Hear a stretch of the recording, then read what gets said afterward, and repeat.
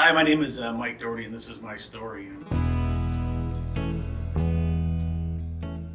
47-year-old father of two. I've been sober for 24 years. While I was in the throes of my using, I considered myself an agnostic. With no spiritual guidance, my thought process and morality compass were extremely misaligned. In February of 1995, a series of poor choices led me to drop to my knees sobbing. I was sick and tired of being sick and tired, and I could fight no longer. I spent a month at Hazelton Treatment Center in Center City, and a complete change in every aspect of my life followed. It allowed for about a dozen years of being clean and sober. All that while, I still considered myself an agnostic. I had stuck the plug in the jug, as they say. I quit drinking, but there wasn't the same healing of the spirituality that other people in sobriety get. The physical allergy and the mental obsession were relieved, but my unwillingness to believe in God was still producing less than desirable results in my life. Ultimately, another series of poor choices produced a loss of employment, which put my family in a huge financial hole and caused undue stress on my marriage and family.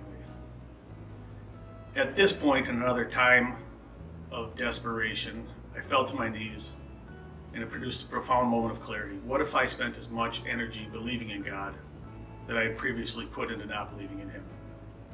It was a simple reversal of philosophy which affected the complex convergence of my mind, my heart, my body, and my soul. And the results were immediate and spectacular. With God now guiding every part of my life began to transform. Every choice I made was guided by Him, and every result was fruitful. I became a dedicated Christian, and it compelled me to be a better husband, a better father, and a better employee. It was the beginning of a decade of wonderful events and moments in my family's life. We were in a marvelous routine and rowing through a sea of calm waters. About 2 years ago, those waters began to churn. It started small with several key staff transitions and some leadership decisions with which we didn't agree. My wife changed jobs, and my children were going through stressful issues.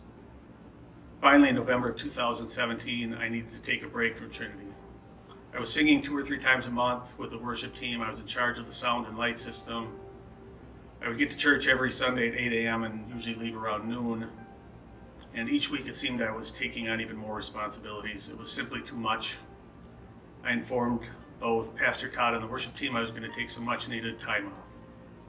During that time, my wife and I decided to attend different churches so that we wouldn't feel obligated to step into all of the volunteer positions we were at before. But I never felt the same things I felt at Trinity. Each time I stepped into another church, I felt as if I was cheating on Trinity. So now I've started re-engaging in Trinity by singing on the worship team once a month, just slowly getting back into this again. I still don't feel I'm where I need to be in my faith journey. But if I truly examine it, I haven't spent enough time in prayer. It has been a passive search for an answer. The questions are tough and the answers are painful, and I'm avoiding them. In this exercise, I was asked to answer 4 questions. Number 1, who am I? Number 2, what was the event? Number 3, what pain or loss did it cause? And number 4, how did I see God at work?